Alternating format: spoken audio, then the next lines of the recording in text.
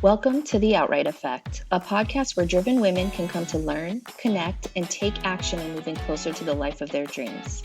I'm Tempsy, and together with my co-host Shelly, we interview women in business and leadership to get inspired and apply their unique experiences to build a business we can be proud of. We're on a mission to share simple tips so that you can do it too. Stay tuned to catch the amazing mic drop moments in this episode. All right, well, today we have Aileen Gurat from Luxe Lab Seattle. Welcome, Eileen. How are you? I'm doing great, thank you. Thank you so much for joining us. Why don't you tell our listeners about your business, the name of it, what it's all about, and how you got started? For sure. So I own a couple businesses. One of them it's probably my long-standing one, which is called Luxe Artistry Seattle. That one is makeup based, it's kind of like a makeup and hair freelance company. So with that one, I actually have a team of girls that go out and do makeup, and we kind of do the back end logistics and planning part of it and kind of the marketing. And I also do hair and makeup as well. So most of our clientele is brides, weddings, Amazon, Microsoft for photo shoots, things like that.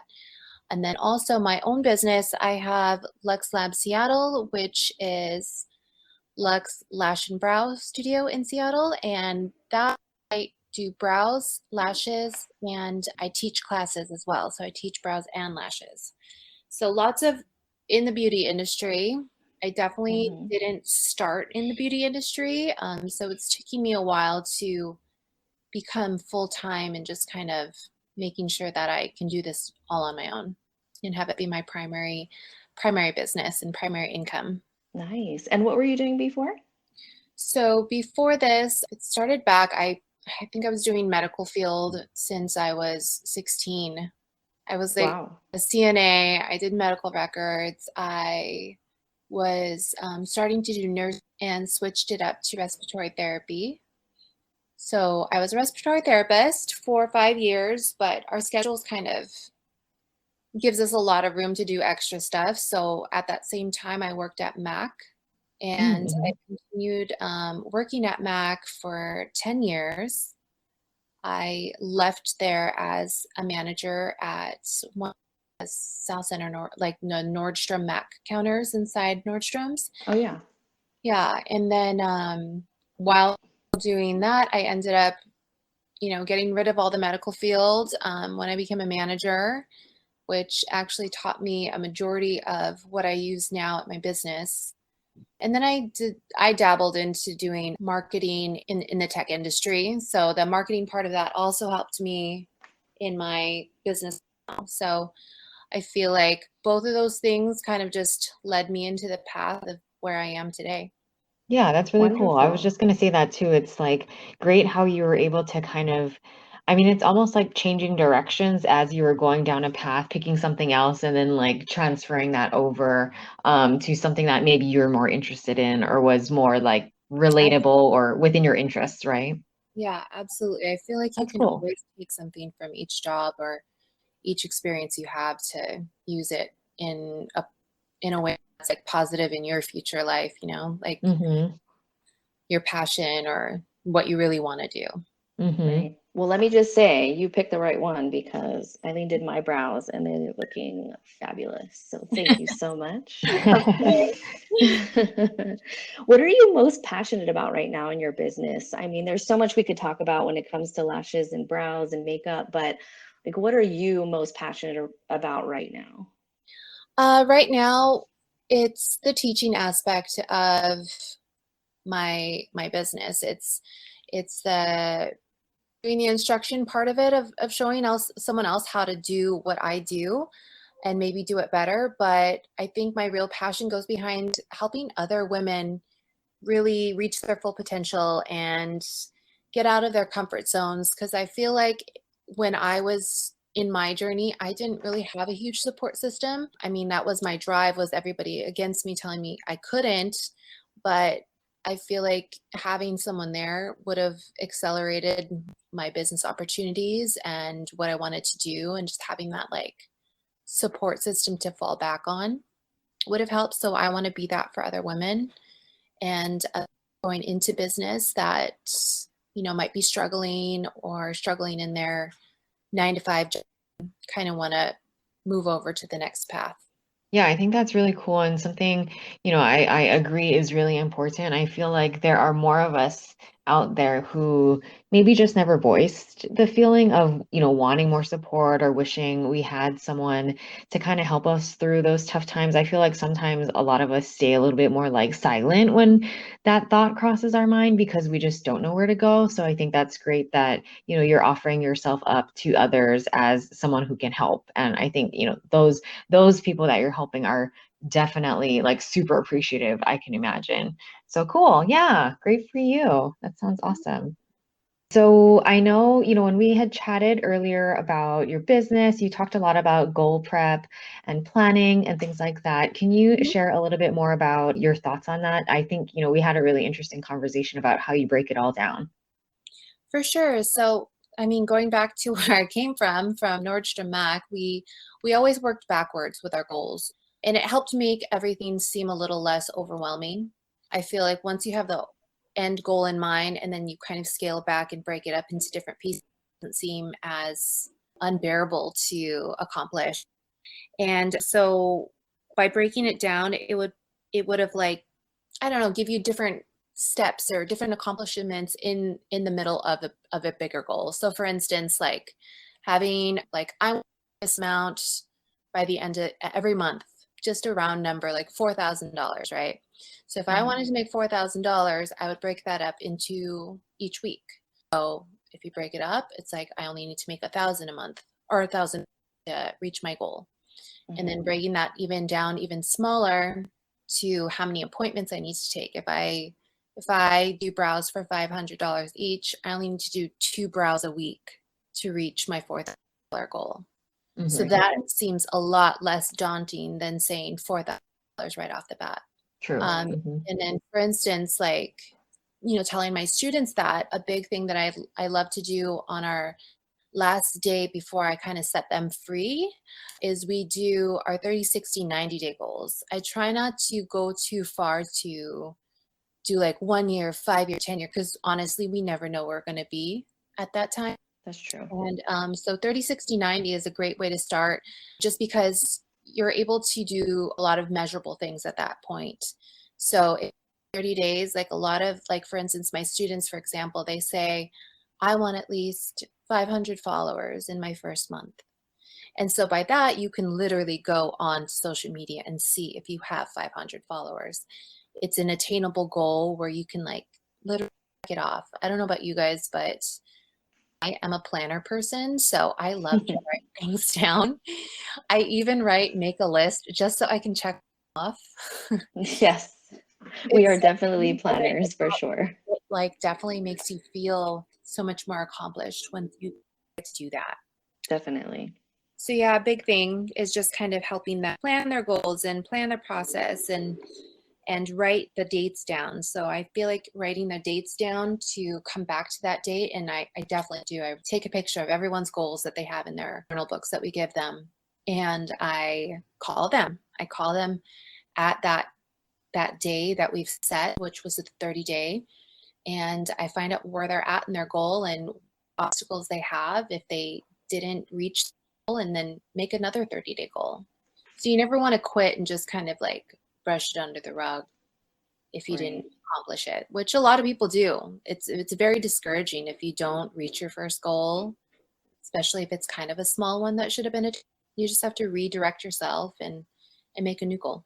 Well, I really appreciate that you mentioned social media, because social media is such a huge aspect in building a business, especially, you're starting on your own, you're starting your own business. It's like the most important marketing tool and probably the least expensive in the world right now. And I feel like you creating that environment where they understand that not just reaching a monetary goal, but also a follower goal, which is all going to work together in the end to help them accomplish what they need.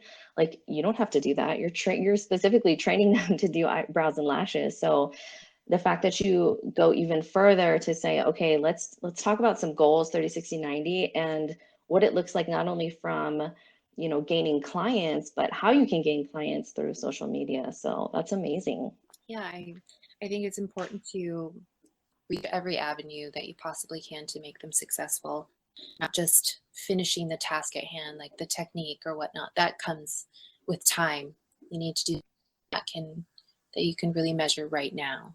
So, how do you guys get started? Like, or how do you keep them inspired? Like, what if they're feeling down or feeling like, oh my gosh, I missed my goal. I'm probably not going to be able to do this. Do you kind of talk about what inspired them to do it in the first place, or how do you get them back? Yeah, actually, the first thing I ask them is what their why is. And I do give them a few minutes to do that. Your why has to be something you'll go back to. You'll always be able to read it again and re-inspire yourself and re-motivate yourself. A lot of whys are, I just want to be good. It has to be deeper than that, because it can't be something that is, like a lot of people say, I do it for my family, my daughter, I want her. It's not just I do it for my family to make money.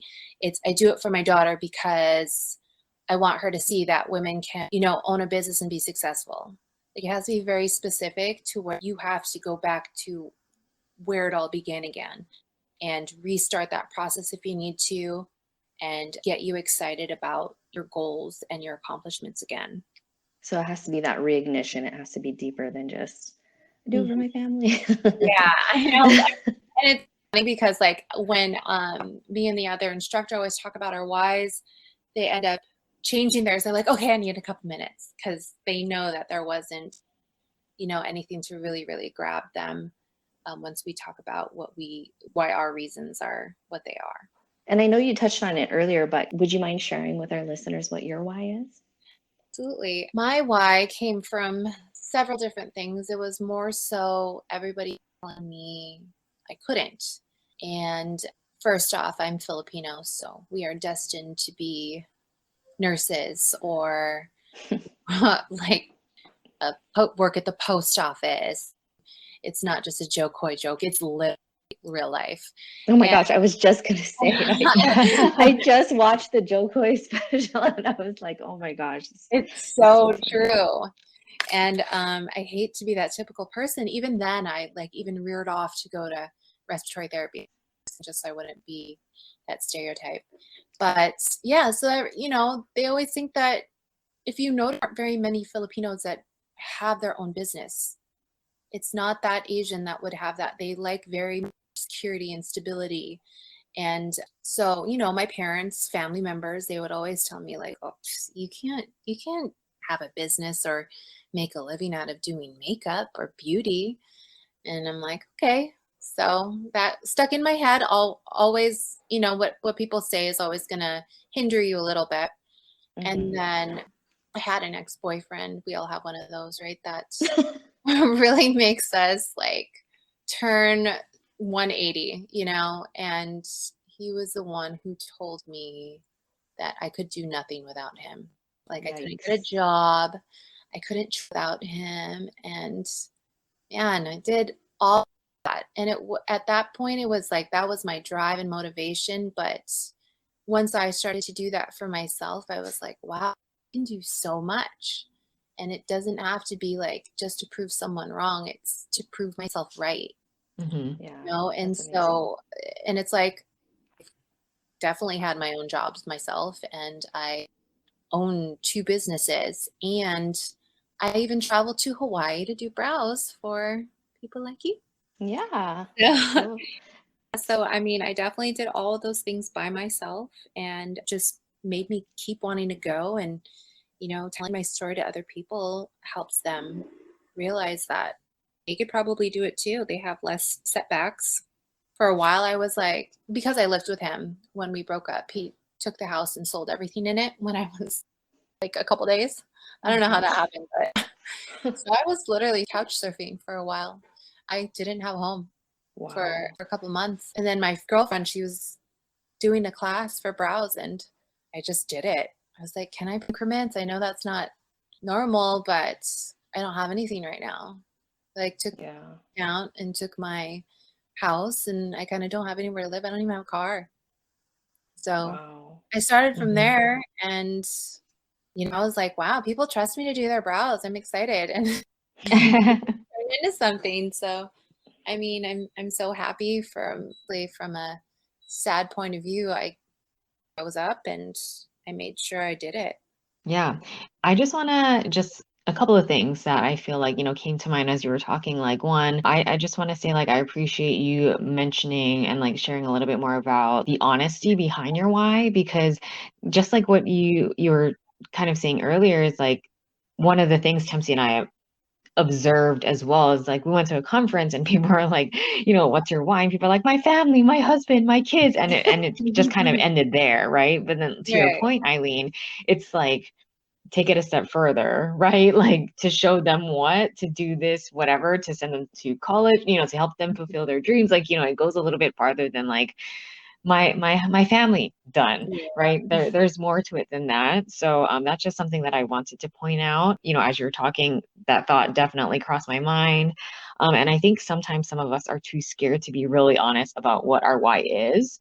So like, because we feel like if we say more than, oh, it's just for my family, then maybe we sound a certain way that we don't want others to have like a perception of us, whatever that other way might be. You know what I mean? Like if you say it's for yourself, right? Like, oh, this Right. is Like for if we me say it's for because, ourselves, it's because I want to feel good about myself, because I want to feel like I achieved X, Y, and Z or whatever. And like let that person know who was doubting me earlier that like I can burst the bubble on their like doubts and I can actually push past it. Like I feel like many of us are probably like we're too shy to say it like that, right? Like we're like, oh, that makes me sound a certain way and I don't like it. It's uncomfortable or whatever. But what that really is when we're honest with ourselves is what helps us to push through those other hard times, because we're remembering that's really the reason and not this other one that we just kind of fluffed up a little bit because we just wanted it to sound acceptable to everybody else, right? So that's just something that I wanted to mention as you were talking.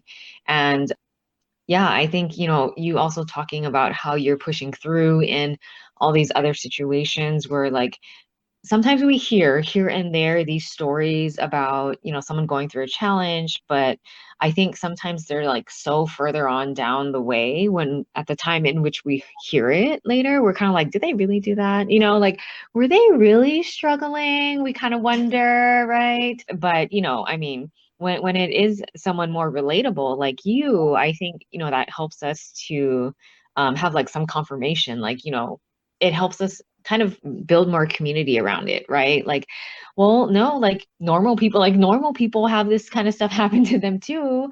And look, like Eileen turned out great, right? She's doing all these great things now and she's like starting her business, supporting other women and all that kind of stuff. So yeah, thank you for sharing that story as well. Yeah, of course. Really important to be relatable and transparent and Mm-hmm. speak everything to an existence. You say it out loud, it might just happen. So it's Yeah. a manifestation than anything to, like I'm going to do this because X, Y, and Z. So it's going to happen. Absolutely. Yeah. Another thing I wanted to point out, and something that you touched on with your ex telling you like, you can't do anything without me. Shelly and I have talked about this in the past. Like when you're growing up, there's people around you, even teachers sometimes do this where they're like, oh my gosh, you're a terrible writer. And then you have this in your head, like, oh, I guess I'm a terrible writer, so I shouldn't even try becoming a writer or whatever the case might be. That happened to me where my stepdad told me, hairdressers don't make a lot of money, so you should try to look for a different career. And now I'm like, dude, hairdressers make so much money. So much money. I should have just stuck with it because I love doing my own hair and I really enjoy hair in general. I like getting my hair done myself too, but I think I would have really loved that career. So I think that one of the things that is helpful from what you said is that even if it's somebody from like when you were a child to somebody when you were even older, it doesn't matter. Like, don't let anybody else's words dictate your life, period. Because, when you're really young, you're so impressionable. But even as you get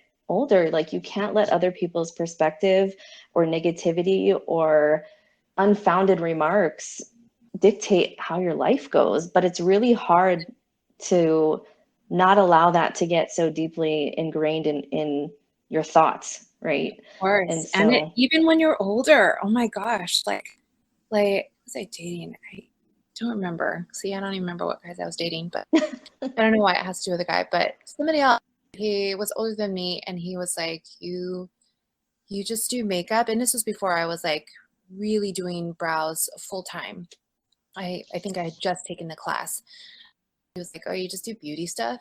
I'm like, just do beauty stuff? And you're like, what do you mean? I know, and I was like 30, and it got in my head though. And so I talked to my sister, and I was like, do you think I should have like a third job?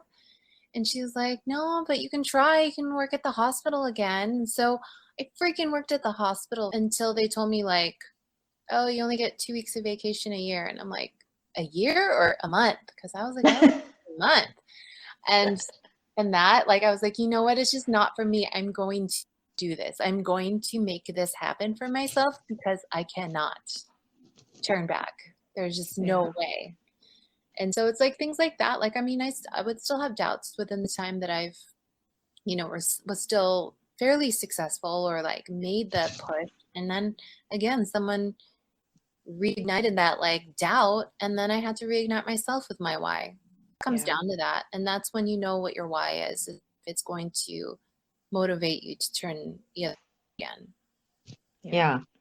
Well, I think you have a great message. I think this episode being, you know, originally about goals, but I think it's really turned into finding your real why and going a little bit deeper and then using that to reach your goals. And I love your breakdown of looking at the bigger picture, but then breaking it down into smaller steps, which, you know, logically we hear that kind of regularly, but at the same time, if you don't actually sit down and do it, it's like you're trying to accomplish a huge monumental thing when in reality, you know, we have every day to kind of inch closer and closer towards that. And so breaking it down into smaller pieces really helps us to accomplish one thing at a time. And then at the end, in 30, 60, 90, a year, you know, you end up accomplishing something that you never would have done that if you hadn't really gotten started and truly tried to work towards it. It's just like anything you write down. It's even just like writing your thoughts down in a journal. You see things, it makes it more real, and I think that's helpful. I take so much time with my students to reevaluate their goals, because otherwise what are you working towards? Doing it just to do, right? And that's the worst, is just being comfortable and stagnant, because you never grow in comfort zones. Right. Yeah, totally. So do you have any success stories from any of your students? I love that you help them, you know, set goals and you act as an accountability partner for them. Do you have any success stories that have come out of that? We'd love to hear about it. Of course, yeah. I talk to my students really daily, most of them, and they always come to me for different questions, but I have a few students who have gone out and opened their own business, and they have like people that work for them. I have a student that was in Texas. She only came down for the week of class, and I kept in touch with her a lot and did lots of FaceTime stuff because she didn't get hands-on as much as everybody else here in Seattle. And she opened a studio, and now she has work for her, and she's amazing. And, you know, I feel like my success is only if my students become successful. Like, I've actually done something to help them achieve their goals. And that's more rewarding than my own, be honest. Like, having them being able to do that because of my guidance and my instruction, and helping them, you know, get motivated, and just hearing them, like, I'm not saying like, oh yeah, praise me or anything, but that I really made a difference in their journey. That's the number one thing that I live for, I feel like, these days. I have other students here that got a place together because they live kind of far from my studio, and we have a Facebook and Instagram group class, and you know, they all talk on there, and it's basically, we help each other, send each other help on the groups, and then we also have them meet up together if they have questions or for practices. And it's nice to have them kind of bounce off of each other with different ideas of being successful and just having a group of girls to talk to. And they ended up opening up their own studio together. They were all from different classes. And so we'll have like brow meetups and things like that at my studio, just so they can talk to who are struggling with the same things. That's why I love having like such bigger classes, because it's not just me that is coordinating it, it's my students. They get really excited about it and want to talk to the other girls and practice with them. And that makes me happy that other boss babes are reaching out to each other. Building communities. Yep, you're building a community for sure. That's amazing. Well, you've said a lot of great things, but do you have any words of encouragement that you would love to share with our listeners? Absolutely. Gosh, where do I start? But don't give up.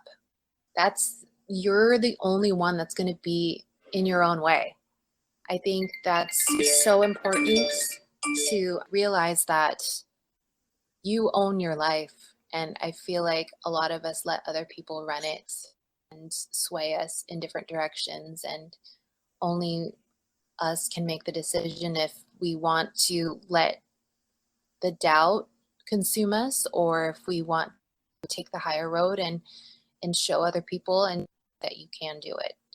And that's always the better way to go, because then you get more accomplished and you're a lot happier. I think it's so important to create a life you love, whatever that comes to, whatever kind of business you want to do, or whatever career or life you want to have, you create it.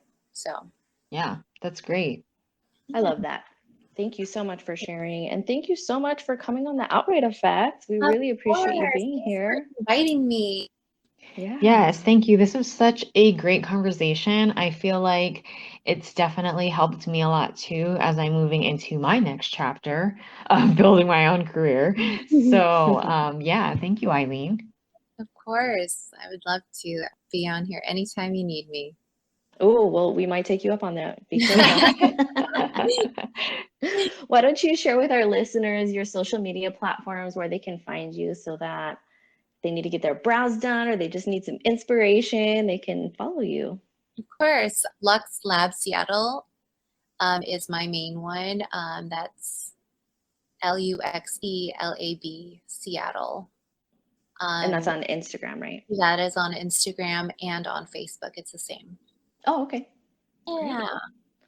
Wonderful. Well, we'll put all those details in the episode notes, so that if people want to find you and they're not sure, they can just click on the link. So thank you so much for listening to this episode. Thank you. Thank you. Bye.